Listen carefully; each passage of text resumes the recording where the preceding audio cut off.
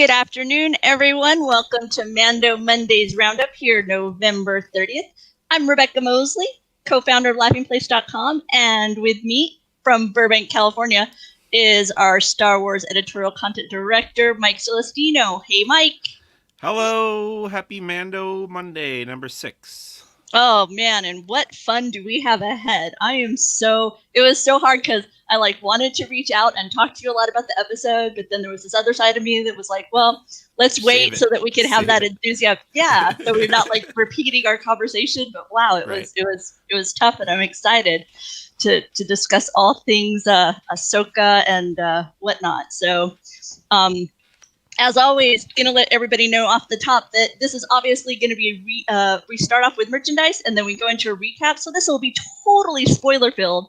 However, we don't seek out spoilers for the future, nor do we ourselves share spoilers of the future. So just want to put that out there for all of you watching. I guess we can start off, Mike, with some of the items that came to us over at Shop Disney. Yeah, it's a lot more T-shirts and phone cases and some other stuff.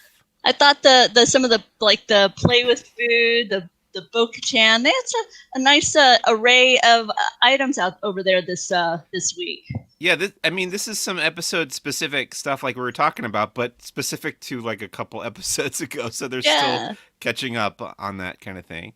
Yeah, totally. A lot of these were new to me. The comic book takes that they had. They had the Mandalorian's like a comic book cover image with "This is the way," and then they featured that same artwork also on a mouse pad. Then they had the one that was. Then they have this "Hello Friend" motif that we keep wondering kind of where it sparked from. Right. But they not only have it in this logo, but they also feature it in that comic book design as well. This art reminds me of a pack of trading cards, the wrapping around a pack of trading cards in the 80s. That's what it makes me think of, not a comic, but if they were to release Mandalorian trading cards in that style. Oh, that would come with that really stale bubble gum? Yeah, exactly. Yeah. Totally. Yeah, I can see that. You're right. Yeah. And then Run Disney came out with a lot of Star Wars related performance gear today. I'm guessing from the unrealized Star Wars event that would have happened recently, if not for events of the current time. Right. But this one I know Mike is sharing, so I think it's cute. Yeah, I've never done a Run Disney event, but I think people who do would definitely have enjoyed this. These are the ones that you buy for your support team. Okay. The because it says 0.0 miles. So this is for maybe the wife runs, so she buys this for the husband who's arrives late to the event. Wow, really digging in there at the people who aren't running alongside you. they had one like this, I think, with Dopey. I think it was Dopey. Or maybe it was Sleepy. I guess Sleepy would make the most sense. It was one of the dwarfs, and it was a similar notion of you get up bright and early, you go run all that, and I sleep in, and then I cheer you on as you arrive at the finish line. So yeah.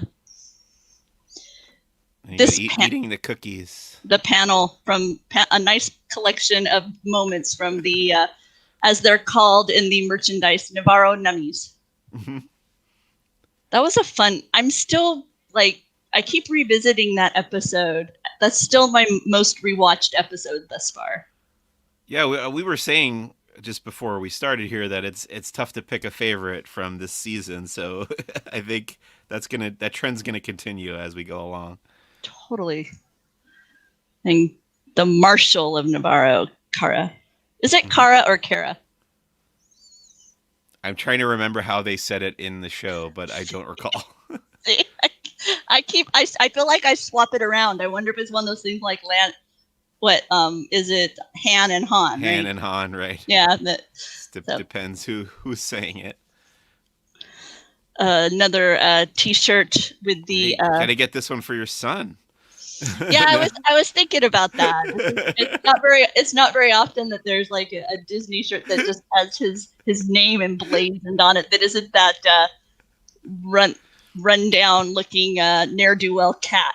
Right. So so yeah, kind of cool. Very simple. A lot of these products I noticed on Shop Disney this morning were like customizable. Because I noticed that they have a different way of displaying that when you bring that up. But like this, even this mug, I think you could change the image if you wanted to, or change the colors and stuff. I think that's reflective of their partnership with Zazzle, I want to say the brand is. That's one of those online retailers where they can do all the customizing stuff. And I want to say that that's kind of the other side of the customizing process. But a lot of these T-shirts, as always, are retailing for right around $24.99. They seem to hover right around the $25 range. This mug is $16.95, which is pretty well the standard Disney mug pricing. Mm-hmm. And then they also unveiled some new artwork. Yeah, this is like $110. What did they call it? Like a fabric print or something. Oh, okay. There we go. It's a canvas print. Canvas print. Oh, I'm yeah. right. And this is one of those. It's from Zazzle's Premium Wrap. So it is Zazzle, but this has its instant dry canvases, long-lasting fade-resistant prints, and it's 110. This one with Mando carrying. I'm still going to call him the child until we get to that point of the episode. And then from then on, we'll never say the child ever again. Right? That'll be so nice. And then when we get to that, they have some OtterBox framed cell phone cases, speeder bike. There was a deck of playing cards featuring the Mandalorian. This is the way. Yeah, they're These just are all at Shop Disney. regular playing cards like you would see, except the back has this logo on it. It's interesting. I used to collect playing cards, but I would try to collect ones where the faces were unique. I didn't.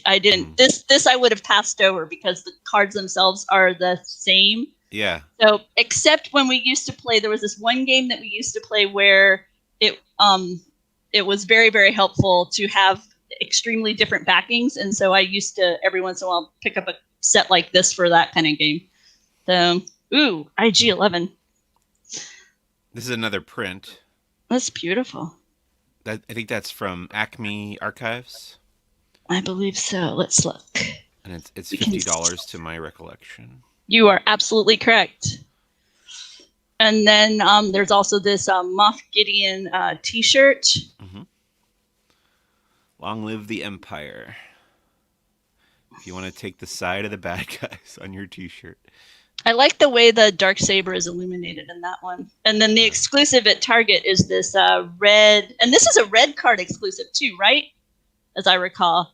I don't remember that, but this reminds me of a couple years ago. Actually, Target sent me a red Stormtrooper like this, the pop vinyl. I have it. Give me one moment. Talk amongst yourselves. So this is a Funko Pop. It's a kind of a shimmering red. And for those of you who are staying with us, we're going to talk about the episode recap shortly after we do a little bit of the merchandise roundup here. We try and let people know first at the top of the show what has come to us from Shop Disney and Amazon in the world of The Mandalorian before we talk about the episode. Oh, yeah, it is. This is before the Sith Troopers were introduced in Rise of Skywalker or whatever, and Target had just sent this over to me to promote it, and it's just a red colored Stormtrooper Target exclusive, and it might be the red card exclusive like you were saying, but this is, I think, another one in the same trend or line as what I'm holding here is this Mandalorian one. Is he matte or shimmering, like a metallic-y red? It's hard to tell, right? Yeah, that's how I feel. I feel it's hard to tell. I'm unsure if this is a metallic red or a matte red, but it looks good. The Mando one looks shinier than this one does. Yeah, I think. It's kind of a weird blend with those Imperial I want to call them palace guards, but that's not what they are. The Imperial Guards, the Oh, Royal okay. Guards, yeah, Oh, okay. So I or the wasn't too far off with my count. Praetorian Guards in the Last Jedi. But yeah, And then finally, over at I should say finally. I think it's finally the Mando Mondays roundup that Mike had. Invicta has 2 watches that they're unveiling. The link wasn't yet live, but it should be soon because typically those go live around 1 o'clock, which is when we've started. And they have the Armorer and they have the Mandalorian. This one is the Armorer artwork they featured and the Mandalorian. And these retail for about $1,000. High end in Invicta brand. I was just excited by the 1 p.m. Just as what we did is we started pushing our show to 1:30 so we could accommodate some of this, but they unveiled some of the Ahsoka Tano merchandise over at Mando Mondays. And several T-shirts available through Amazon. You have this one with a profile and full body. One where she's presenting that Beskar staff to the Mandalorian. How about this line? That's a lot of words. Mandalorian and a Jedi, they'll never see it coming. That's right out of the show. It's a fun nod to that moment. Yeah. And then this one, very. That's a cool one. I like the way it brings in kind of that Eastern influence that we saw in a lot of the episode this week. And I think that's one of the concept art pieces that they show over the credits, right? Oh, it might be. I think so. Oh, good eye. And then the Turvis mug this week. Each week, Turvis has been unveiling a unique design that's specific to the episode, kind of focus. And this week, they showcase Ahsoka, and one of my more favorite moments from it, where she has that where the saber just kind of appear. There's like darkness, and then her face is just illuminated as it lights up. That was one of my more favorite moments. another panel shirt, and then Adidas is going to be unveiling some gear later today as well. Once again, that link wasn't quite yet live when we started our stream today, but I think that's the roundup of what Mike and I found this morning from the Shop Disney and Amazon and everybody. Yeah, and I wanted to say, we didn't get any announcements from Hasbro this week, which is disappointing to me because that's the stuff I will always look forward to. And for the last couple of weeks, I have actually ordered the figures that they announced. So it's weird not to get any new Black Series or Vintage Collection. Yeah, I wonder if it's just too much with the Cyber Monday today. It could be. To also try and do that. So, yeah. Well, with all that, now we can get into the meaty part of what we do here on Mando Mondays at Laughing Place, and that is discuss the episode 13. What the episode? That's the word I'm looking for. Okay, The Mandalorian, season 2, episode 5, chapter 13 overall. The title is The Jedi, which as soon as we saw that, well, actually we saw that after we saw the titular Jedi of the episode, and we'll get into whether or not she is actually a Jedi. But I was surprised right off the bat at how quickly they just dropped Ahsoka on us pretty much right away. And I thought it was a great, great opening sequence. This episode's directed by Dave Filoni. It's the third one he directed, and I think the first one that he wrote, that he has the writing credit for, which makes sense because he was around for the inception and first execution of the Ahsoka Tano character in the Clone Wars animated movie, and then the animated TV series. And he's just been instrumental in following through on that character through the end of the Clone Wars this year, through Star Wars Rebels, and now into The Mandalorian. And we'll see where she goes from there. So I think that's pretty exciting. I really like that opening where it felt like Ahsoka was like moving around like a ghost in the mist and taking out those enemies, kind of like a ninja also a little bit. What did you think of the opening sequence? I was very appreciative of the idea that she was that we knew off the top. Like it wasn't a lot of times we kind of wonder if somebody will appear or what will happen. Whereas Yeah. this, it was like we kind of thought Ahsoka might be making her appearance in this episode or maybe the next one, and so to just boom right off the top, there she is in it, like you say, the stealth in the forest, slowly taking down these individuals one by one, was very, very intriguing. The setting so barren, right? It was just Yes. total like as if a forest fire had just come through, and there was pretty much Yeah. nothing alive except the people we were seeing, uh, hunting each other in essence. Yeah, you could tell this planet maybe used to be really nice, and now it's been all the trees have been either picked over or burned, like you said. Looked like a forest fire had ravaged the entire planet, basically, and the only sign of life outside of Ahsoka here in the woods is within this like walled city that I said looked like it came right out of a samurai movie, and in fact, it inspired me to watch some samurai stuff in over this this weekend. in this opening sequence, one of my favorite moments was when there was Yeah, an individual on the other side of the tree, and she had her dual sabers, and she slices through that tree, yeah, that's pretty cool. and then she takes that stump, and you see, and you kind of get an impression of how her abilities have strengthened, right? Because she slices it, and then she propels that portion of the tree, and it was just like I said, you could just see how seamlessly now, she is using the force coupled with these kind of more physical elements of her skill as well.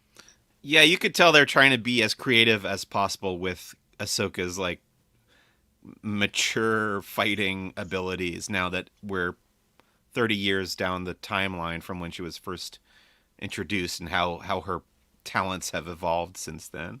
Now, did the figure that was she met, because she meets this figure before we cut to the title, in this village that you're speaking of, did this figure connect with you in a particular, like, reminiscent of anyone from previous Star Wars experience, or no? I'm not trying to say that she is somebody. I just wondered Right. if kind of thematically.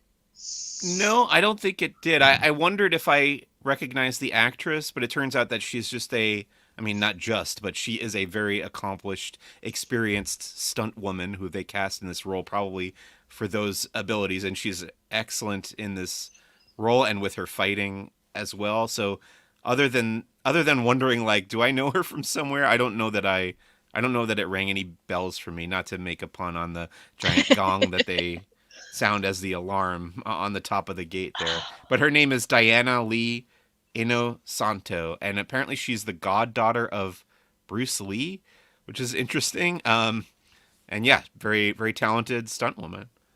The whole opening sequence. I was just like, I was thankful for the title card so I could kind of catch my breath, because it was just such a excitement, adrenaline rush, and the amazing, and just that town, as you know, with the gong and the Yeah. troops come out and the people hide. Yeah, okay. We also see Michael Biehn, the actor from most famously he played Kyle Reese in The Terminator. He's also in the movie Aliens as a big role. James Cameron, both James Cameron films, and now he's as this character. I think his name was. Now I'm blanking on his name. Tang or Kang or something. But he's basically like the second in command to this. To the magistrate. I should have written down all the characters' names. Yeah, the Lang. magistrate Lang. His name is Lang, and her name is Elsbeth. Right? Yes. Morgan Elsbeth. Okay, I had to go forward in my notes a little bit to Right. where Ahsoka says her name, but yeah, Michael Biehn, famous action movie star from the '80s, basically, and he looks quite a bit older now, obviously, as he would, and brought an interesting another interesting perspective or role to this show. And then I think we should probably talk about Rosario Dawson, who was rumored over the summer to have been cast as Ahsoka Tano, and now obviously that's been beyond confirmed. And yeah, a lot of controversy around this for a few different reasons. But I was very happy to see, as you pointed out, that Ashley Eckstein and Rosario Dawson have like congratulated each other and thanked each other on social media. So it seems like there wasn't any bad blood there, or if there was any, it's been smoothed over and everybody's happy, because you don't want people to be angry at each other. Should we talk a little bit about Ahsoka first before we progress in the with the Yeah. okay, Yeah. because Okay. she's going to be visually different because you're dealing with the realities of an actor trying to perform a role with, all these accoutrements, to reflect Ahsoka, and you have certain liberties in animation that you don't necessarily have with the realities of physics. So, for example, her I don't. Are Yeah. they called tails? They're They're called some. okay. So they're called Leku, Thank you. Lekku, but they're also known as head tails. So I think either way is fine. So they're shorter than we had last seen her animated, and Yes. over the course of the weekend, it was uncovered that this was because of the realities of physicality with the actors and this Yeah. type of thing, and just trying to find a balance. Also, Um, people have pointed out that where we last saw Ahsoka was in Star Wars Rebels, which has a very exaggerated animation style with the character designs. Like somebody was showing like Darth Vader, how Darth Vader looks in Rebels. It's more elongated, and like you could accept that as like the animated version of Ahsoka. And then when you come back to live action and what she looks like in the reality of Star Wars, this might be closer to that. and then I was sharing with friends that for me, Ashley Eckstein has this amazing and delightful and infectious optimism that I feel like no matter what shines through her eyes. There's like just this inherent optimism in her. And in recent years, we've seen as Disney fans the transitions made with voice acting with Mickey Mouse and visually. So we have our Mickey Mouse from Mickey Mouse Clubhouse, who's that, delightful, always friend in need, very squeaky clean Mickey Mouse. But on the other side, now we have these Mickey Mouse shorts that he's kind of, the thin leg, the thin bodied, and he's a bit more troublesome, a bit of a Yeah. troublemaker. Mm-hmm. And his voice is a little bit different, and it is performed by, they have different voice actors now Yes. within those areas. And so for me, that's how I kind of felt with this transition, was that this is an older Ahsoka who maybe has been beaten down even more. Because what we had seen at the end of Rebels was, she had been through it.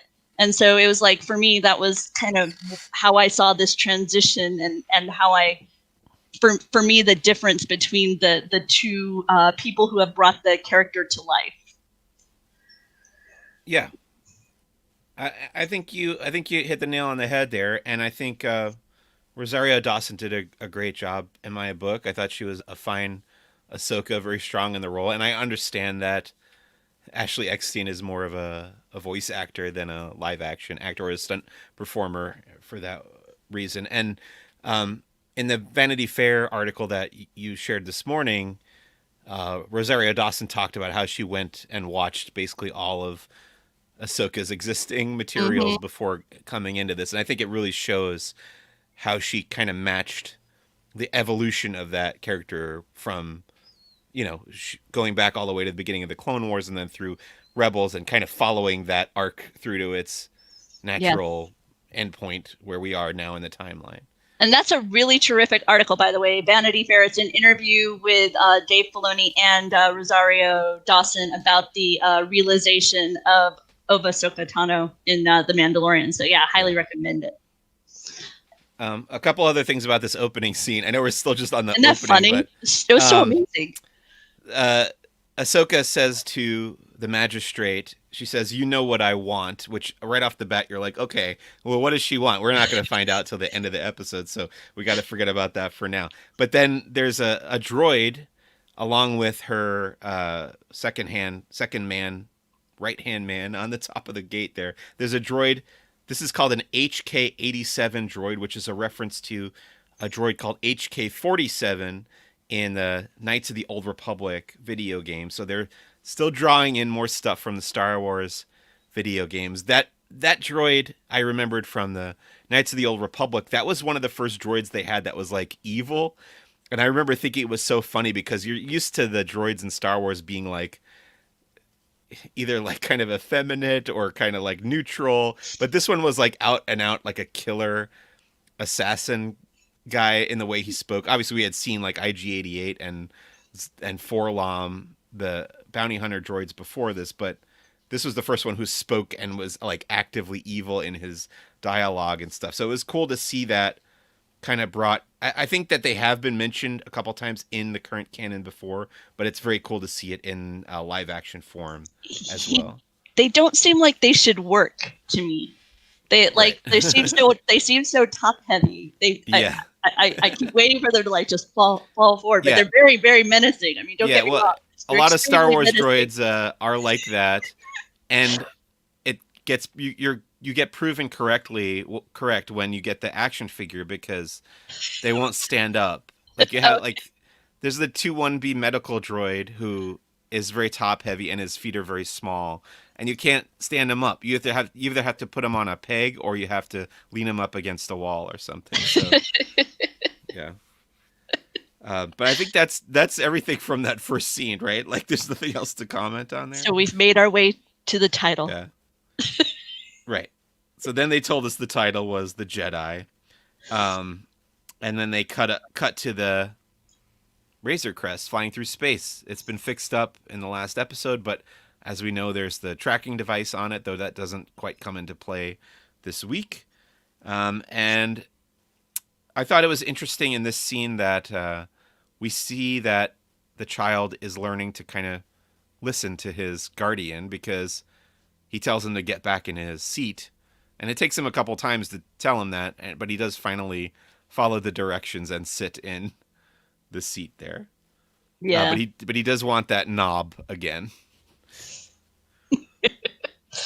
Do you think this knob's gonna? Do you think this is gonna pay out in a bigger way than it did in this episode, or?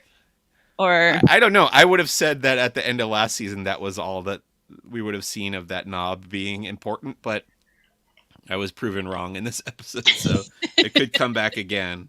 He might, when they do eventually part ways, he might just give it to him as a gift. I think that would be oh, that'd be cute.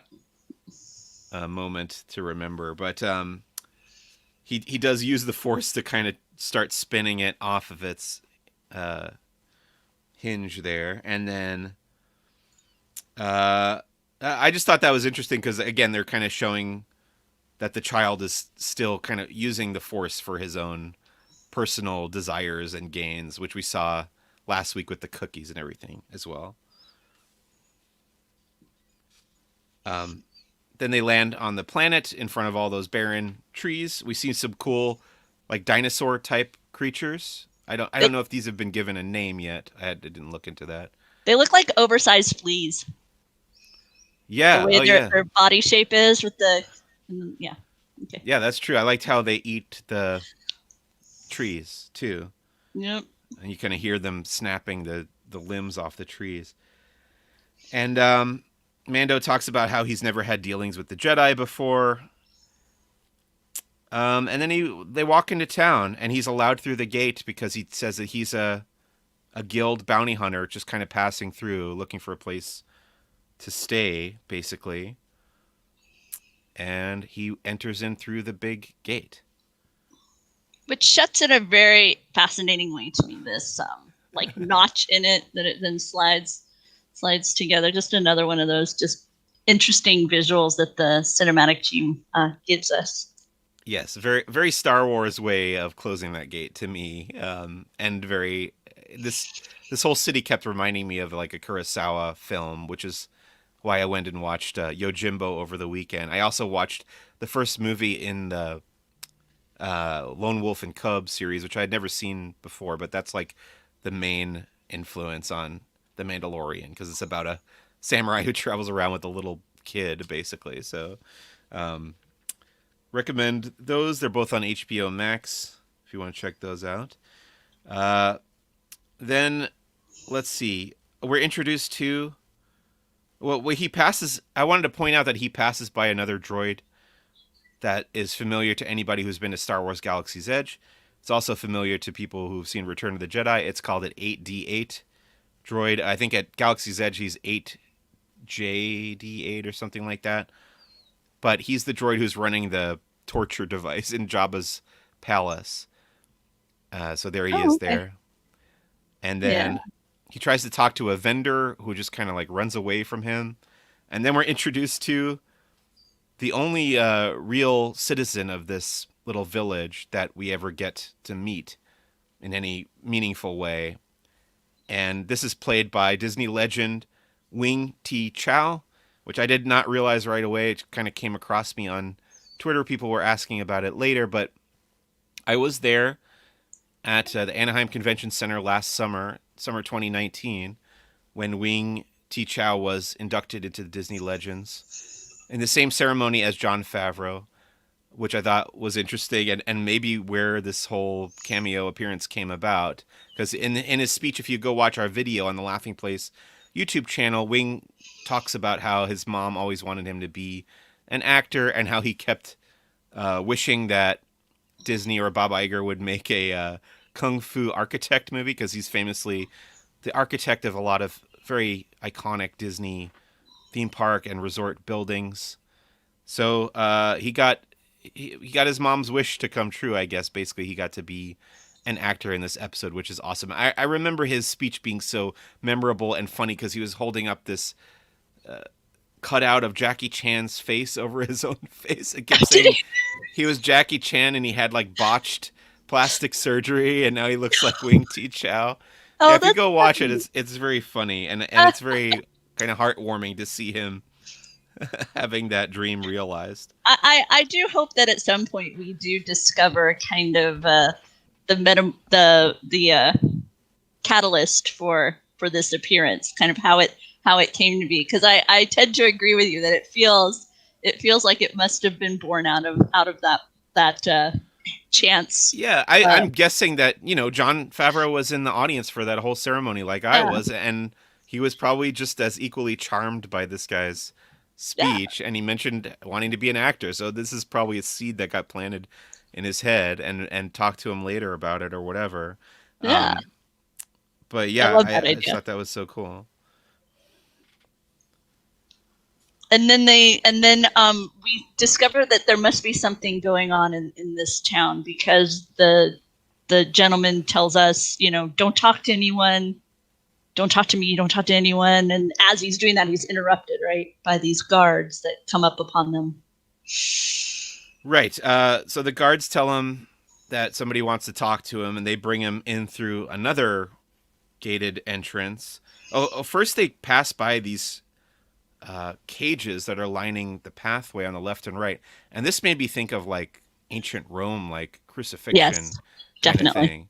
Um, so this is kind of like the Star Wars equivalent of a crucifixion. They put you in these kind of like halo rings that hold you upright along the path, and I guess it's like equally a punishment and a warning to anyone else not to make the magistrate angry because she'll put you in there as well. And then he's brought into like a very like picturesque Japanese garden beyond this wall where like the average citizen would not be able to access, but the magistrate is just kind of like tucked away back here in this very nice looking enclave part of town. When she's there feeding her whatever life form is underneath the water there, I was hoping it would be a Dianoga. That's just me. I was We I didn't was really get a hoping. good look at what it was, right? Like, No, we just kind yeah, of saw some sort of form swimming around right. in the water, but Some kind of it Star was. Wars koi. Yeah, I was trying to see, is it fish? Is it tentacled? What? No, not Right. in. Not, nope. no Dianoga for me. But this scene is so beautiful. Yeah. And I love the contrast that we will experience where in this scene the water is still and almost like a mirror to what's happening. And then later on, when we return to this setting, the water is choppy, and it's no longer this serene glass. It's been upset.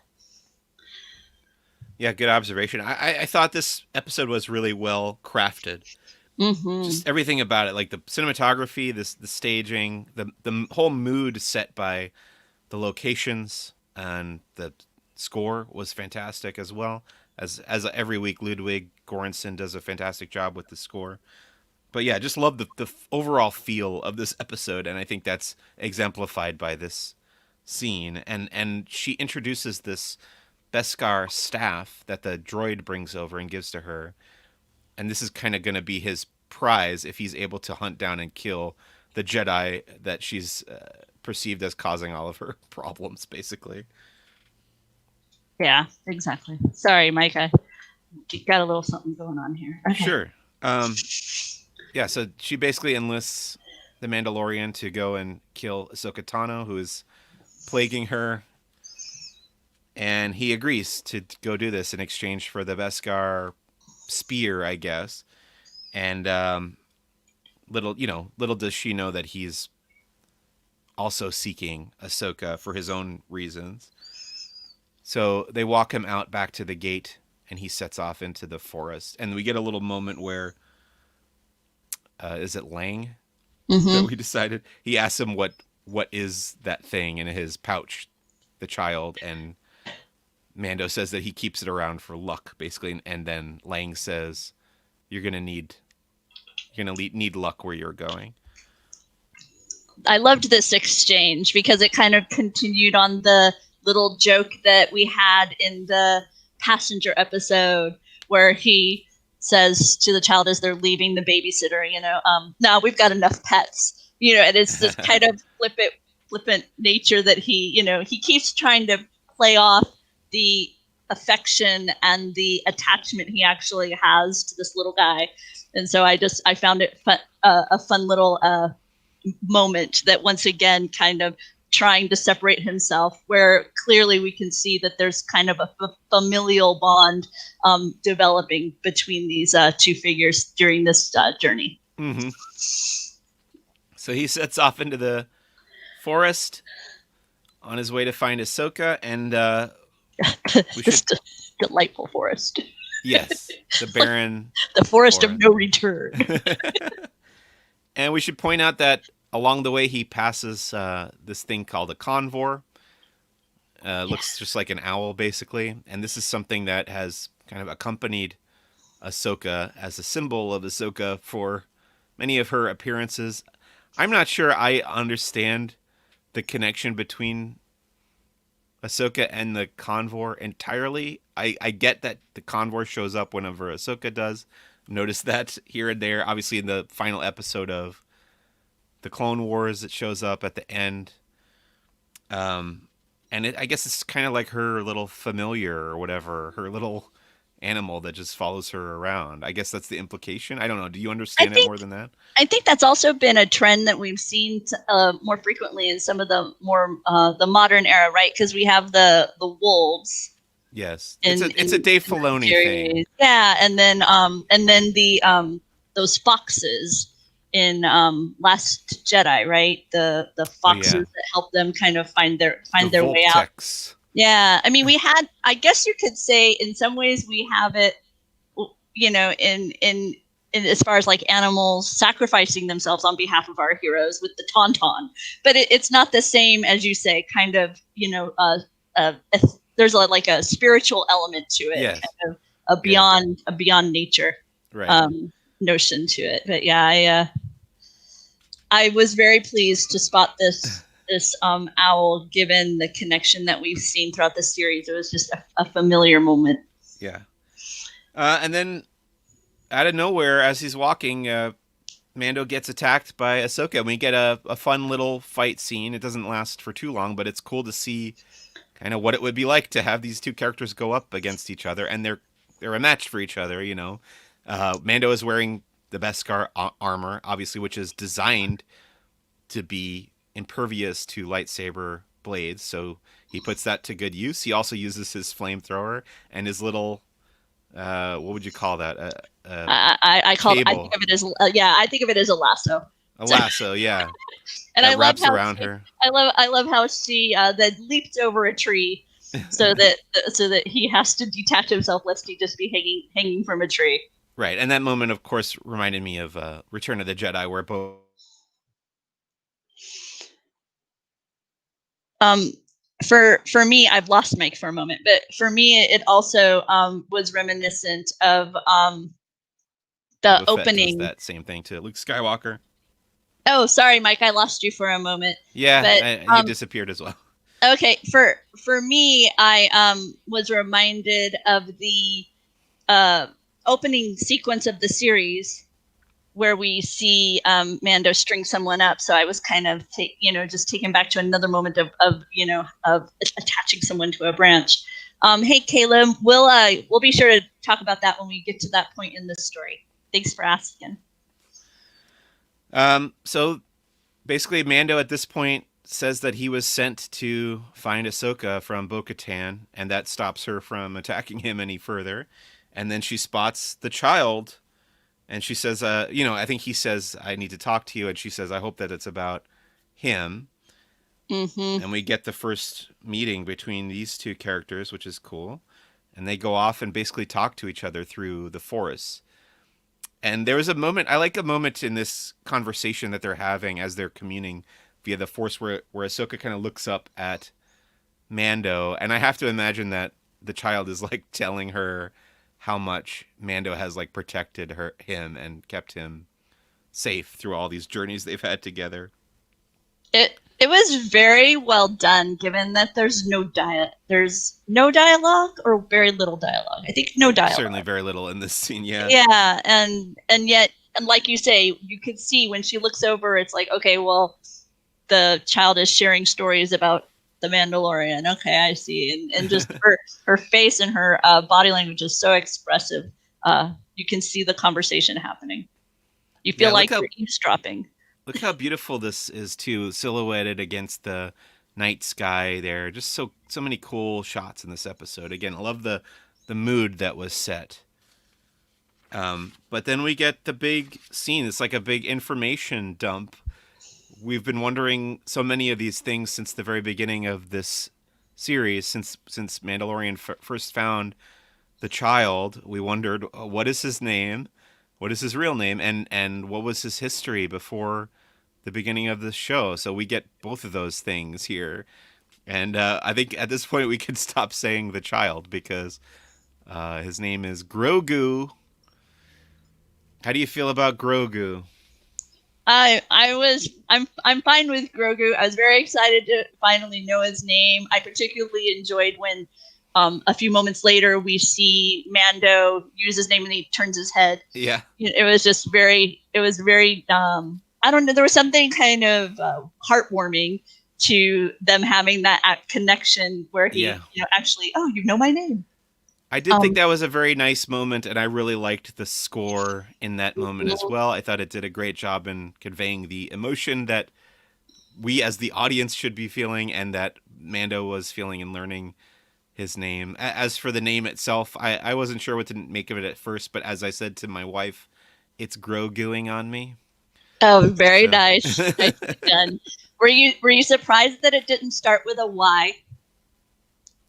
I guess so, yeah, because the other two that we know of Right? have the Y The names. only Yeah. two beings we've encountered previously, their names started with Y. So I think there were a lot of people who were anticipating another. Oh, hey, Doobie threw in that same joke. It's going on me. Same. Wait, did he actually say that before I said it? He put it. He put it in the chat. I think it may have been just before you told the joke. So great minds. That's pretty good. That's pretty there. good. So we learned that Grogu had been hidden. He was growing up in the Jedi Temple on Coruscant and being trained. So right now, the Mandalorian is set about 30 years, I think, after Revenge of the Sith, right? I think in my head that is about the amount of time, because it's 20 years to A New Hope, then another 5 to Return of the Jedi, then another 5 to The Mandalorian. So yeah, 30 years. So before that, he was 20 years old when Order 66 happened. For that point, he's up to that point he's been trained for 20 years in the Jedi Temple, and then at the end of the Clone Wars, he's hidden away. The quote is, "Someone took him from the temple." I am sure we're going to find out who that someone was eventually, either in the show or in some kind of ancillary materials. But to me, this opens up so many possibilities of like novels, comic books, even like an animated series or something about the early adventures of the child, this hugely popular phenomenon. You can go back even further to when he was even smaller and cuter, right? And tell this story of what happened at the time of Order 66 and how he's hidden away and who exactly helped save him from Anakin Skywalker and the clone troopers killing all the Jedi and stuff. So that's one of my more favorite elements of being a Star Wars fan, is so often we learn so much and yet we learn so little, right? Oh, he was there. He was trained at the temple. He was hidden away. Okay, well, now how did he get there? Who did he train with? You know, it's like every and that was one of the things that the guys who crafted Lost understood about us, right? Because they would always joke that, you know, for every answer, you know, it's like yeah. all this more, and that is how that moment felt for me. It was like, oh, so excited, we've learned so much about him, and then right. Okay, well, now I don't know enough and I need to know more. Like, I'm sure we'll get it eventually. The other thing she says is that she only has known one other being like this, Jedi Master Yoda. Of course, the first thing that popped into my head when I watched this on Friday morning was, what about Yaddle? But as people have pointed out many times, we have never seen Ahsoka meet Yaddle, even in the Clone Wars cartoon. Yaddle was only around in The Phantom Menace, which is before Ahsoka was introduced in the timeline. So who knows what happened to Yaddle, but apparently Ahsoka did not ever meet Yaddle. that would seem to be correct. It does point out an interesting idea, though, of Yaddle's own timeline, because now you have the expectation that somehow their timelines, exactly, they wouldn't have crossed paths at the temple. Yeah. So yeah, more questions. Then we get like a very like rudimentary explanation of the Force, as though anyone doesn't know this already. And it's almost kind of surprising to me even that Mandalorian doesn't understand this already, because we've heard him say, "May the Force be with you," and then he's been told this kind of already by the armor and stuff last season. So it's weird that Ahsoka has to kind of explain the very, very basics of the Force. But I guess it's fine. It's kind of like a refresher course on the Force. I also thought it was very odd in this whole episode that Ahsoka never comes out and says that she's not actually a Jedi. I kept expecting her to say it. They kept coming up on moments where I thought would be perfect for her to say it, to the point where I'm guessing there was probably like a deleted line or part of a scene that was taken out where she explains that she left the Jedi Order before she became a Jedi Knight.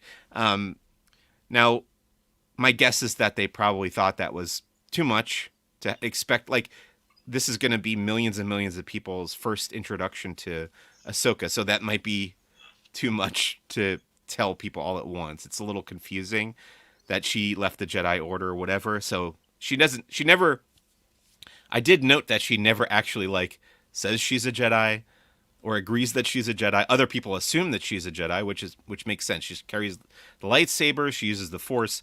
You would think she's a Jedi, but she's not a Jedi. She never says it, but she never denies it, but she never says it either. So I thought that was an interesting thing to note. I found it to be an interesting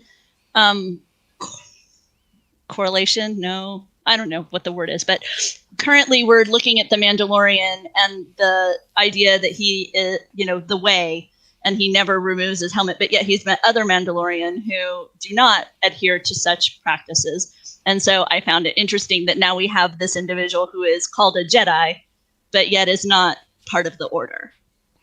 Right. And so I found it kind of reflective of that similar idea that of not there may not only be one way when it's in issues like this. So Right. so that's how I took the fact that she was still seen as a Jedi. She was still willing to talk to him about the Force, talk to him about all of these things that you think of as fundamental, foundational elements of the Jedi, even though she herself had walked away from the Order. And I think Dave Filoni had a quote in that Vanity Fair interview, I think, that where he talks about how Ahsoka's path and the choices that she's made have almost kind of made her more of a Jedi than a lot of the Jedi that we knew. Yeah, during... I'll be bringing that in later Okay. on. I have more on that. But another Great. thing that came up in that article that I hadn't thought of was the similarities between this sequence and the types of information download that we get in comparison with the scene with Ben Kenobi and Luke, and how she uses telling the story of Grogu to, in essence, give you a little bit of insight into her path in a way. And Dave Filoni in that article talked about how we have that similarity in A New Hope, where Ben Kenobi, in sharing kind of the path of Anakin, we learn a little bit more about Ben Kenobi's own journey, in that moment. And I thought that was very interesting. I hadn't looked at this scene in that way, but I was like, okay, yeah, I can see that makes sense. And it would point to what you're saying, where it's a chance for all these people who did not know Ahsoka. It's a framework for them now to understand kind of where to put her and who she is and who she's become. So Ahsoka says that they should let the child sleep. No, we're not going to call him that anymore. We're going to call him Grogu. She says let Grogu sleep, and they're going to test him in the morning. So that happens. They dissolve to the next day, and they seem to find like the one green mossy area in this whole planet. I guess because it has that life around it that they can draw from the Force and stuff. So she sets him down on a tree stump and levitates a rock toward him, and then she has him try to do it and he doesn't respond. And I love the way that she touched on his head before when Mando's holding him before he sets him down on the rock. She kind of pokes at his little face. And Right. It's funny to me how this being is 50 years old, and so you would think that he's mature, but yet when you realize the actual lifespan, we are still dealing with a toddler, but it's just this odd concept that, they're still interacting with him like a toddler, even though he's been on the planet for 50 years, on a planet. So she has the Mandalorian come over and try to call him to levitate the rock toward him, and he doesn't do it, but he takes out the knob. So this is where the knob comes into play, and of course he wants the rock. He wants the knob more than the rock. I think before that is when she has her moment with Grogu, where she walks over to him because he rejects her, and so she goes over to him and she holds his hand, and she has that moment where she talks about her concerns. Is that here, or am I placing that out of sequence, Mike? In my notes, it's after this, but it could very well be. Then I would stick with your notes. Okay. I would definitely stick with your notes.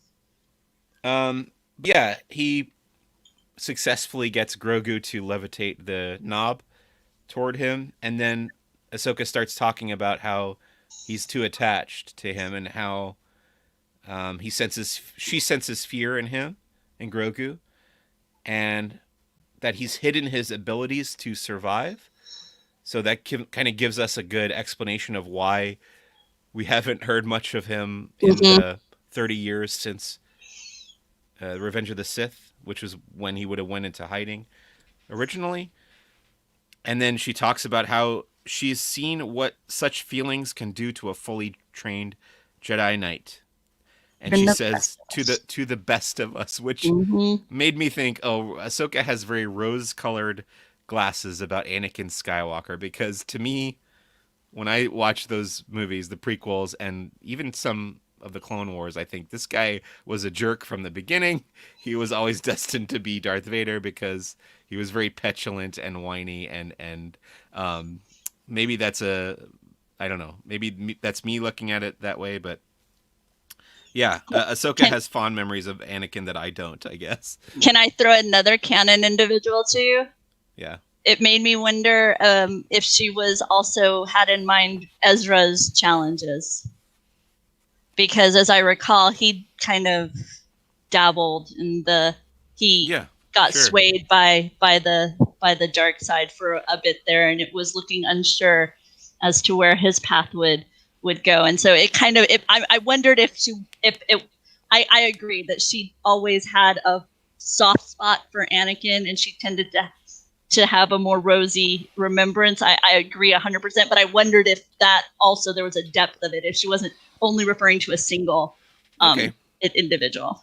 Yeah, I don't know. The way I read that moment, the way Yeah, she was like looking down or whatever, I thought, okay, they're definitely trying to get us to think of Anakin right now. But I guess, yeah, it's a cumulative of all the people that she's known, all the Jedi that she's known.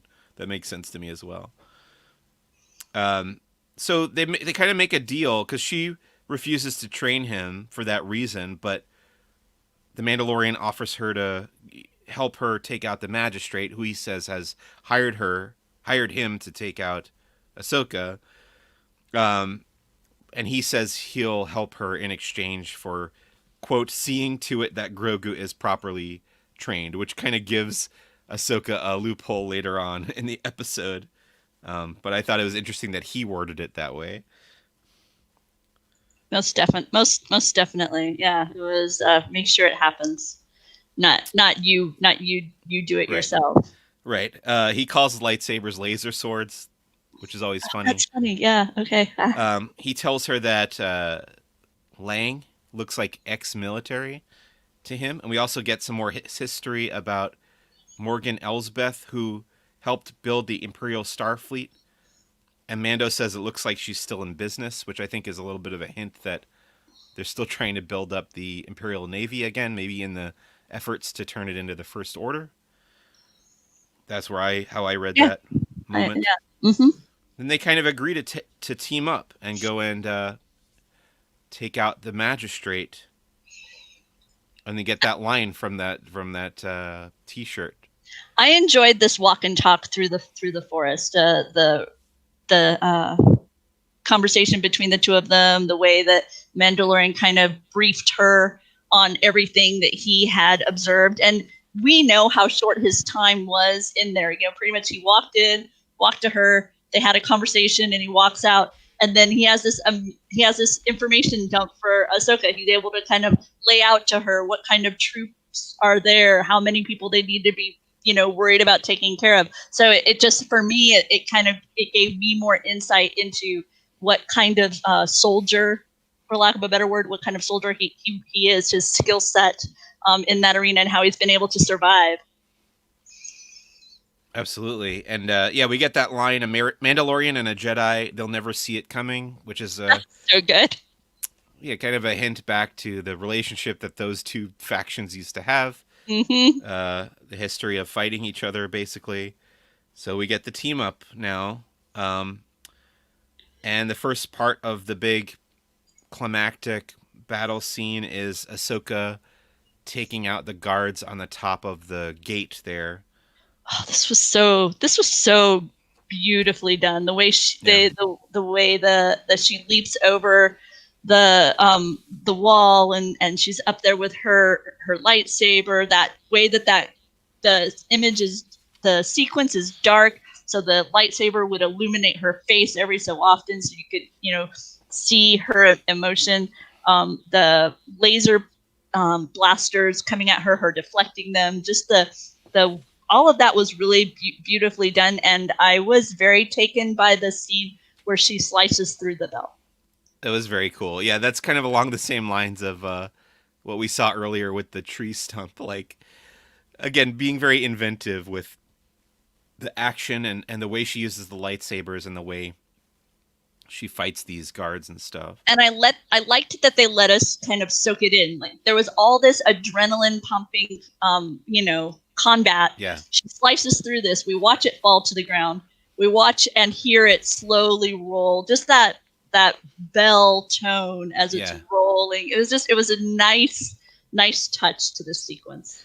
Now that we're up to this part, now I'm thinking. You asked me like because I watched Yojimbo over the weekend if there was anything that specifically reminded me of that movie in this episode, and there's the moment here where she fights all the guards, and there's one guard left, right? And then the guard like kind of runs away, right? Am I remembering that correctly? Oh, hang on, I lost your audio there. Perhaps Oh I'm yeah, I think so. That yeah, feels right because I remember the man putting up. I remember the individual like putting up his hand just before this moment. yeah, yeah. That exact thing happens in Okay. Yojimbo, basically, where he takes on this whole gang of thugs, and there's one guy left, and he basically like tells him to like run away back to his home and eat gruel. So yeah, that I think that moment comes directly out of Yojimbo and Okay. the Kurosawa filmography. So Awesome. um, she goes down into the main part of town and she throws down the what do you call the shoulder piece on the armor? I don't know what that's called. And it's got the Mudhorn signet on it. There, she throws it down on the ground and she says, "Your bounty hunter failed," which is a lie. Obviously, she's trying to convince them that she took out the Mandalorian. And she demands to know, where is your master? So now we get a little bit more information of what she's after, but we don't know the whole of it yet. And during this sequence, as she's walking down the center street heading toward the magistrate, we see that individual again played by Wing Tao. We see him watching from the sidelines, willing to poke his head out enough to be, Yeah. Able to see what's happening while everything else is, completely shut down. Yeah, so there's a little bit of a scuffle again, and then where does Ahsoka go? She kind of runs along the rooftops there, right? Mm-hmm. And then the Mandalorian like drops out of the sky and Yep. takes out a bunch of the guards. Yeah, he comes over to deal with while she's distracting them. He comes over and helps free the prisoners that we had seen being tortured. And those devices, my husband and I were debating those rings. Were they periodically just zapping these people, Yeah. or was it that you had to stand like without Oh. touching? And if your body went limp, did you like touch it and set it off? Like either is incredibly torturous. Right. But we were, just trying to decipher by the visuals, kind of which way were they going with this. But we see the Mandalorian drop there by the main gate, while Ahsoka has distracted them, kind of down the street a bit, and he's able to bring these prisoners to safety. And while that's happening, we see that Wing Tao figure come out to be part of this liberating process. Yeah, I think either of those possibilities makes sense about the way those torture rings work. Um, I did also want to point out in this battle scene we see a Tuca cat, which is a relative of the Loth cat from Star Wars Rebels. So another little creature running around.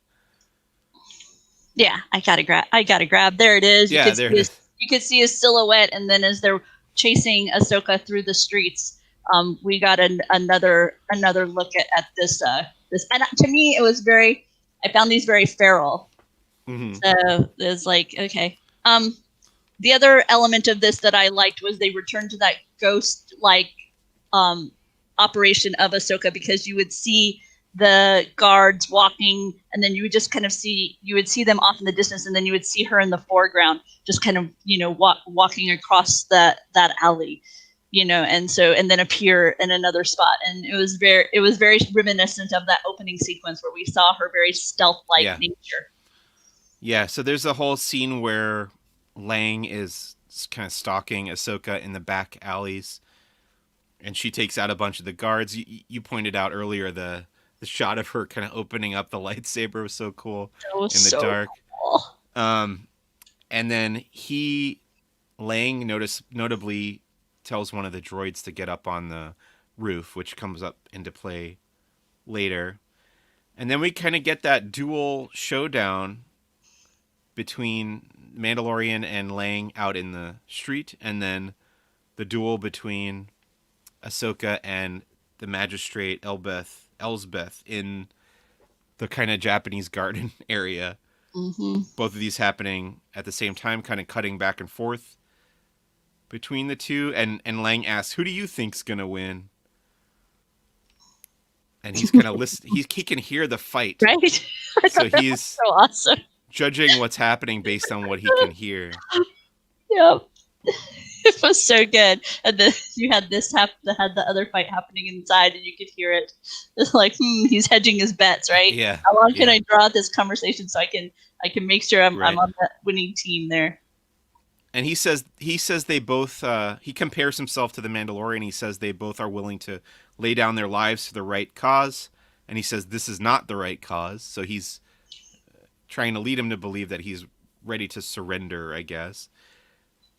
And then the fight between Ahsoka and Elsbeth eventually ends. Although Ahsoka does lose one of her lightsabers in the water, she does manage to take the spear down from Elsbeth and does not kill her, notably.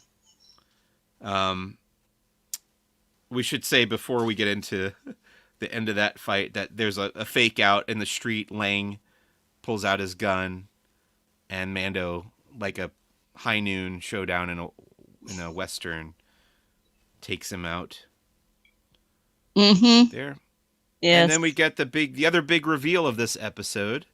Finally, we find out what Ahsoka actually wants from the magistrate, which is, where is Grand Admiral Thrawn? And I let out an audible gasp when that happened. It's the first time Thrawn has ever been even mentioned in live-action Star Wars, which is awesome. So excited about that. But I will say that my theory at this point is that we will never see Grand Admiral Thrawn in The Mandalorian. Because I believe at this point that there's going to be an Ahsoka Tano series. This is just my guess, that this is kind of a backdoor pilot for an Ahsoka Tano live action Disney Plus series, and that we will see the rest of that story play out there. Oh, okay. Okay, that would be very cool. And I suspect if your theory will either be realized or not, I suspect come Investor Day, right? We'll probably, that's the kind of thing we might hear more about then, or at least be teased about it. If it's 10 days from today, we could get that announcement. This is just a guess on my part. I have no inside information about that. But if I had to guess, that's where they're going with this. There have been rumors of other live-action Star Wars series coming to Disney Plus that may get announced as well. Who knows? That would be I would sign up for that. I would love to see this kind of journey happen, especially given where this episode continues. So, and what we see of Ahsoka and her decisions. Very cool. I like that idea, Mike. So there's a little bit of a celebration in the town after the fight is over. We don't really see the fate of the magistrate. Don't know if she's still alive or what. We actually don't really know if the Lang character is still alive. It's often the case in Star Wars. If you don't see someone like outright dying, they may very well still be around. So who knows if they'll come back. Did you feel that Ahsoka was maybe playing it safe when she was battling the magistrate? Because there's a sense that there's a sense that she's a very skilled fighter, yes. Ahsoka, and so she seemed, that's my question. Do you think okay? I don't know where this came from, but somebody said that the magistrate Elsbeth is a Dathomirian Night Sister. I have no idea where that came from. Do you? The history of it that I'm aware of is a tweet that has disappeared So I don't know how, so I can't, that's the way it was. This tweet is now gone, so I don't even want to say what the kind of the source was, because since the tweet isn't there, I can't prove whether or not it was around anyway. But Okay. yeah, there was some rumor about that kind of thing out there. But yeah, there wasn't anything visually, right, that would point you to that, or was there? Well, the only thing that I can guess or extrapolate from that is when Ahsoka is telling us the history of Elsbeth, she talks about how her people were wiped out during the Clone Wars, which lines up with the Dathomirian Night Sisters. So, but she doesn't use magic that we could tell, and she didn't look like a Night Sister to me. She had a weird marking on her forehead, I guess, but Yes, she did. is that I guess that's it? That's those are the only clues that we're going on there or Yeah, those are the only, other than the tweet that is now not there. But yeah, those I are don't the, know. I don't know who this tweet came from, so yeah, um no.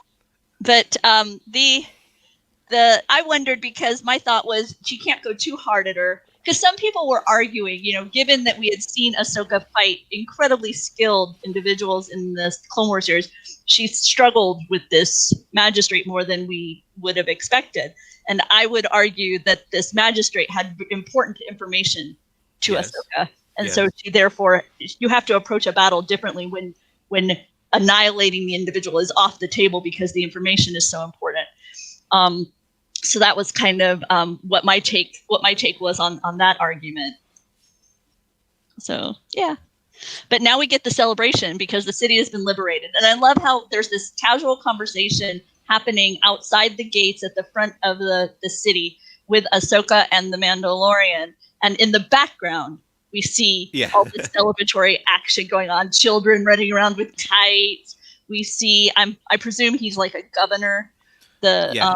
We see him putting on some sort of Yeah. ceremonial garment that I think that they credit him as wear. Governor Wing, don't they? I Okay, think he's I, I credited as I Governor think Wing. I think so. So either he Yeah. has become the governor now or he was the governor previously and now has like reclaimed that title. But yeah, it seems like things will be peaceful here now. And this reminded me of the end of Yojimbo as well. Okay.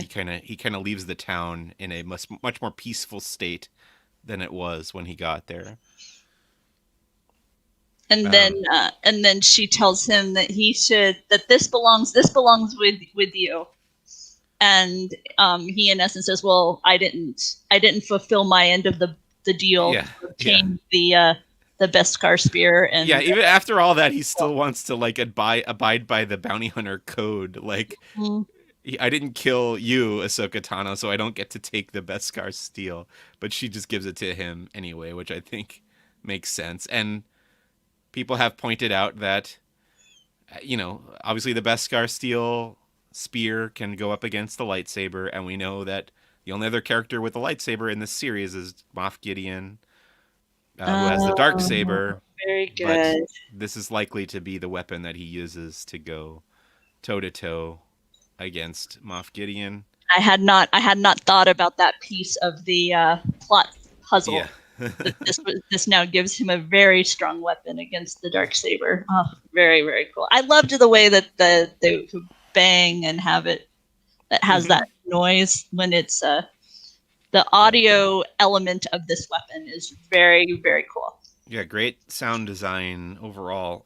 We then get a very emotional scene. I actually kind of teared up during this next scene with the Mandalorian and the child, where he says, "It's time to say goodbye, buddy," or "Wake up, buddy. It's time to say goodbye." Like we know at this point, there's still 3 episodes left in this season, let alone however many seasons we're getting after this. So, in all likelihood, they're not going to be separated. But even the idea that he was preparing to be able to let go of being with the child of Grogu, sorry, and that had me tearing up. I thought that was very touching. Yes, it was very very precious, the way he was just gently rocking the hammock to try and wake him up to prepare him to travel. It was emotional. You could sense that he didn't want to be emotional. To me, the voice acting here was superb. Yeah, The Yeah. voice acting in combination with the posturing of the Mandalorian armored individual is Yeah. just really impressive because it carries such emotion. And you never know. It may have been Pedro Pascal in that moment. Yeah, I know, but I'm always scared to say Yeah. specifically. Well, that's the other thing we should mention this week. Not that we're done talking about this episode, but a little bit of news that came out since we last had a Mando Monday was that there's going to be a Disney Gallery, The Mandalorian season 2. So we'll have another 8 episodes, I presume, of behind the scenes details to go on Oh, very nice. about season 2. So I can't wait to drink all that in, Oh yeah, starting I think in January. So very that'll be good. great, and we'll find out more about how this season was made and some of the decisions that went into that. So even as he's leaving the ship here, he finds Ahsoka has followed him out of the city to the Razor Crest, and she even says that he's like a father to Grogu, and then she basically says that she can't train him. Now, this is another moment where I thought for sure she was going to explain that she's not really a Jedi, but it doesn't happen. She just tells him to go to this other place, which somebody was joking on Twitter, like if I were the Mandalorian, I keep going where people are telling me to go, and then they just tell me to go to another place and start getting pretty frustrated with that. But yeah, she tells him to go to the planet Tython, which is home of an ancient Jedi temple. Tython originated in the Darth Bane novel in the Legends timeline, non-canon at this point. It also appeared in the Old Republic video game, and it's been mentioned a couple times and actually depicted in the Dr. Aphra comic in the current canon. But it's cool that they're still like diving into that Legends material, bringing that into the canon. So he's supposed to go to this planet Tython, find the Jedi Temple, and place Grogu on a seeing stone, and he's going to choose his own path, or another Jedi may sense his presence and come and find him. So it's starting to feel a little bit like a wild goose chase at this point. But I guess this is to me now where we're going to end the season on Tython. In my head now, this is going to be the destination, and it's going to, the big climax is going to be him placing Baby Yoda on that. Not Baby Yoda. I got to stop calling him that. Grogu goes on the seeing stone, and we'll get a hint of. I predicted a couple weeks ago that Luke Skywalker is going to show up at some point in The Mandalorian, and I wouldn't be terribly surprised if that's where they're going with all this. Oh, that would be intriguing. Yeah. Okay. I don't know. Where do you think they're headed with the whole seeing stone thing? I am really. I don't know, because I feel like the entirety of the Jedi is available to them, because I'm not even sure. I can envision them going ethereal, right?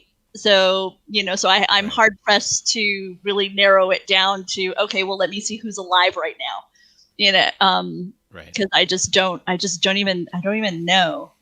I'm far more intrigued by how different this is than we've traditionally see the Jedi handle the young. That for me was very compelling. And that has a lot to do with, I think, Ahsoka's very different view of how to be a Jedi or how not to be a Jedi, I guess, in this case. Well, it's a thing that I think we kind of see further explored in a way with where this trilogy that we just finished completed. Yeah. Where, we have Rey who kind of, well, I'll share more in a minute, I guess. But no, I'll go ahead now. For me, this really cemented to me the notion that of family, of that bond of family, and the notion that Anakin being stripped of his mother so young was, part of that negative path that he found. And then again, we have Ben, who was taken. I don't want to say taken, but they take you over to the Jedi. You get the impression, right, that he wasn't really around his mom and dad per se. He was off with Uncle Luke doing whatever.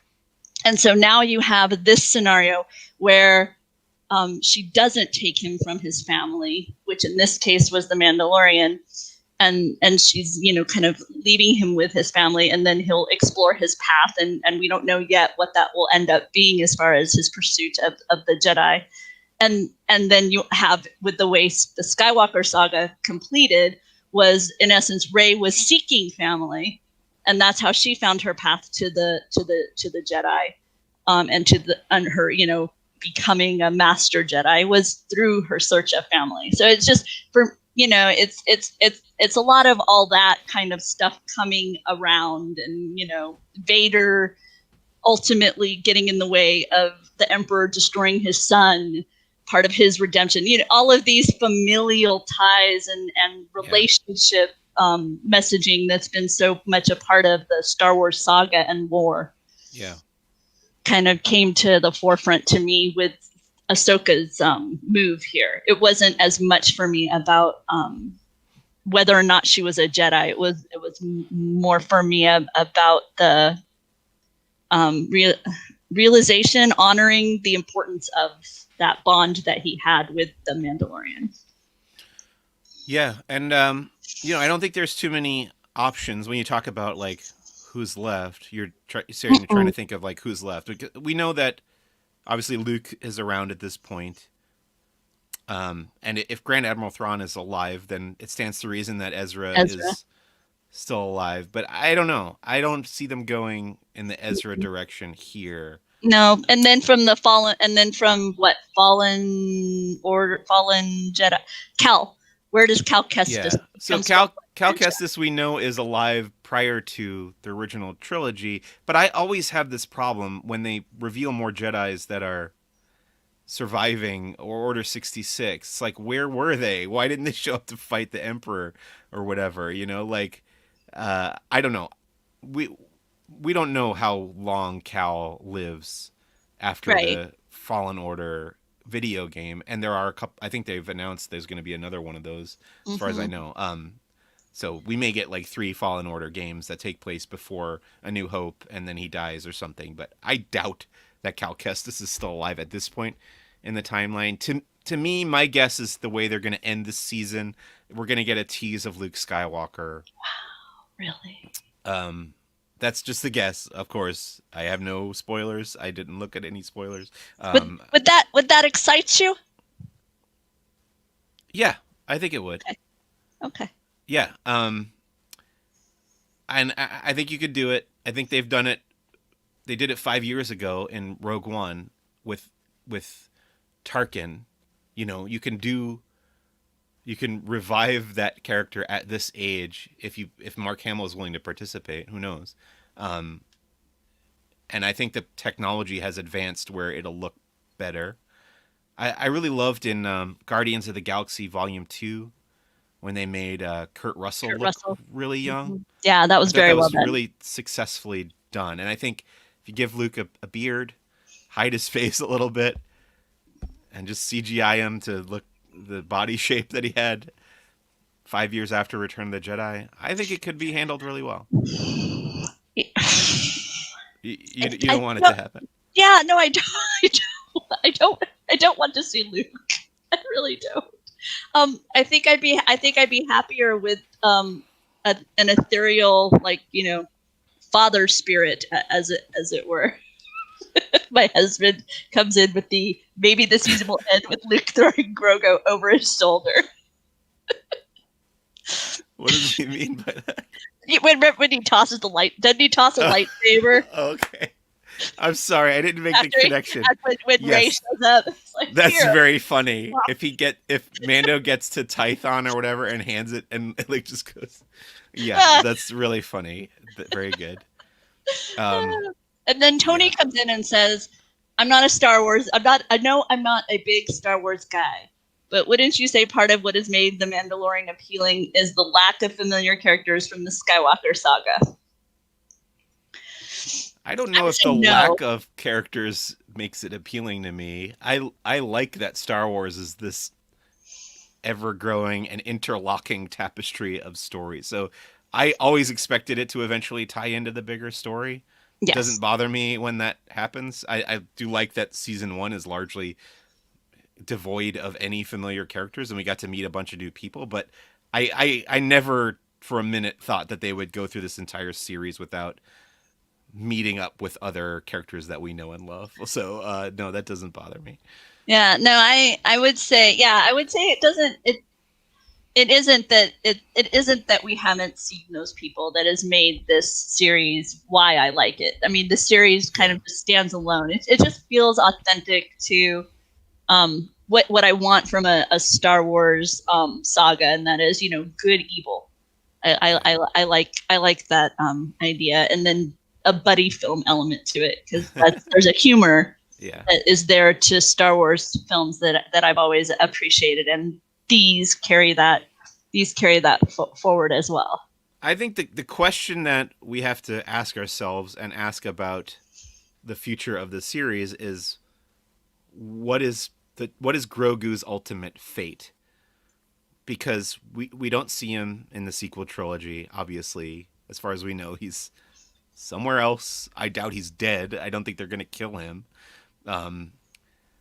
Where do we think he winds up at the very end of all this? Like, why isn't he around at that point? And my guess is, I mean, yeah, I do think Luke is going to show up at some point, but there has to be a reason why Luke doesn't train him and doesn't bring him into the Jedi Temple that he's starting, where he would eventually get killed by Ben Solo. I don't think that happens. I don't think they would do that.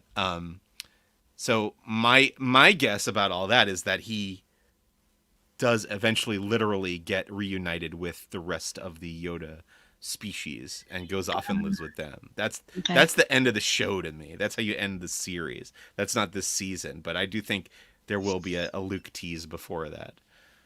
Yeah, that he will have an arc within it, but not necessarily become like this recurring role throughout it. We don't necessarily, it doesn't become the adventures of Luke and Grogu.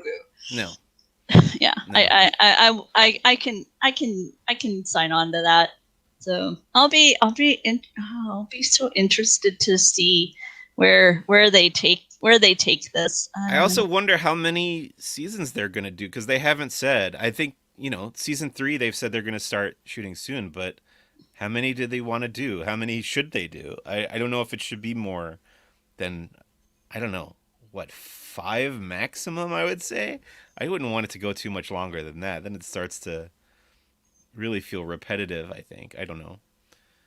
Yeah, it's hard to envision this saga kind of carrying on that long. I agree. So I'd be curious to know how many seasons they kind of felt that they would complete with this arc. But pointing towards Grogu, one of the concept art images kind of fascinated me. And it fascinated me because we also have that scene in the episode itself where, you know, when she goes to kind of what, I don't want to say judge him, but like measure up, it's very green. And up until then, we'd seen so much barrenness. And then there was this concept in the credits where we see Grogu clearly focusing. So this is his force using pose. And then we see new life springing out of the area around him. Yeah. And it made me wonder if that might have been an element of his experience that they may have decided not to go with, or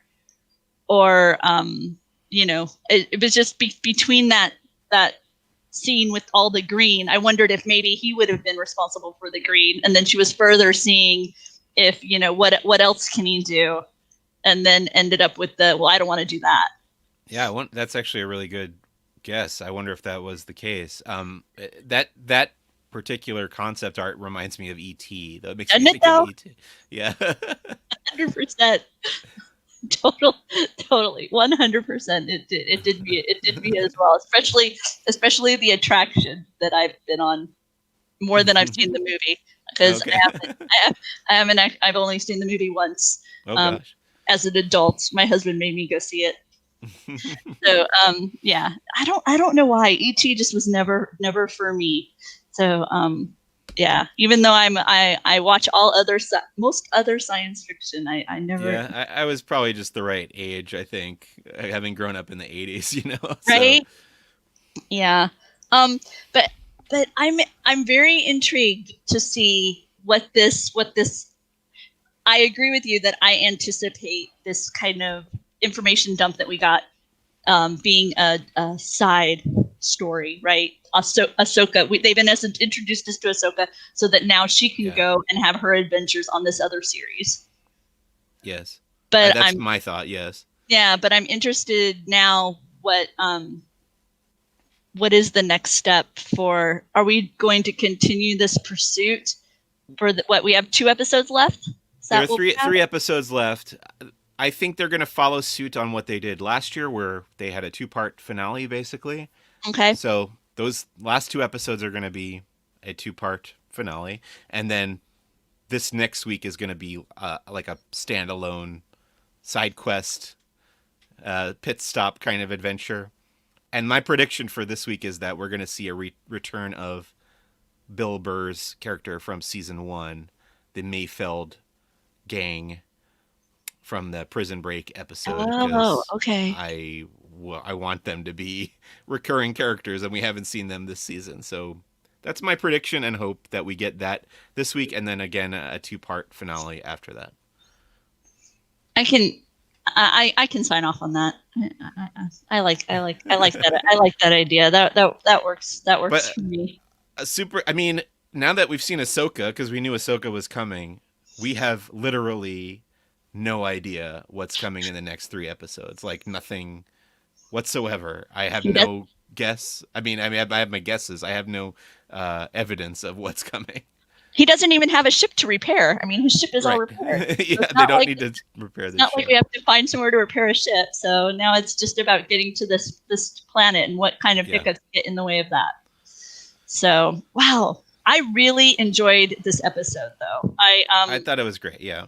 Yeah. Overall, this is among this is like in that upper tier of Mandalorian episodes. Yeah. Usually, I was watching them twice, and then the last 2 weeks I watched them 3 times before this stream. So I guess that's a sign they were both very strong episodes, the last 2. But the whole season to me has been pretty great. I know the spider one, people thought it was too much of like a diversion, I guess, but I enjoyed that one too. So I don't know. They were okay. My only complaint with the previous episodes until last week's was that I felt like they kind of slammed on the brakes at the end. It was like, when you're on a roller coaster and instead of coming back into the station, you just kind of, kind of, with the episodes, that's how I felt with those 2 episodes of the previous episodes, was that it was like all of a sudden it's like, wait, it's over? I didn't feel like I had been kind of led into the end. Whereas these, tonally, I was like, okay, now we're closing the book and we move on. So I'm excited. I'm excited for what next week will be, because we don't know. We've checked everything that we've seen, all the scenes from the trailers and teasers and all that. So yeah. Very exciting. What's up for you later today, Mike? What else you got going on? We're doing parks, right, at 4. Yes, we are. That's what 4:30, 4 o'clock. I think it's 4 o'clock. So be sure to subscribe to this channel. Ring the bell for alerts. Mike and I will be back on Thursday with more Star Wars talk. We'll venture outside of the world of The Mandalorian, although he usually pokes his head in a bit. And then later on today, actually, at 4 o'clock, is going to be Disney Parks Talk Live, where Mike, who's our West Coast correspondent, is joined by Jeremiah, our East Coast correspondent, along with my husband, Doobie, here in Northern California. We chat about all the park news coming from around the globe. We'll have some news from Hong Kong, Disneyland today, some updates from the East Coast parks, probably a little bit of news out of California as well, although those parks still remain closed, so not a whole lot to talk about there. And then this evening, we've got a LP movie club. I think that's 7 Pacific time, and we're going to be talking about the movie Black Beauty, the modern classic retelling. Wait, let me try that again. a modern retelling of the classic that is now on Disney Plus. So be sure to subscribe and ring the bell to get alerted when we go live. And if you enjoyed our recap and merchandise update, please hit the like button. It lets people find us, and we appreciate very much the support. So that's it for this week's Mando Mondays Roundup. We'll see you guys real soon. Bye for now.